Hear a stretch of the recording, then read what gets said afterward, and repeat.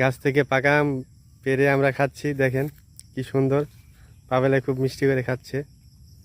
পাবেলা এই দিক দেখাও তো আমটা। এই যে দেখেন কি সুন্দর আম, হলুদ হয়ে আছে সূর্যের মতো, খুব সুন্দর।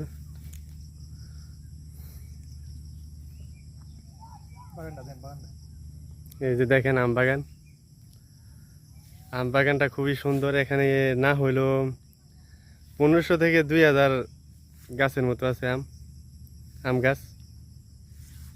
অনেক বড়, এই এরিয়াটা অনেক বড়।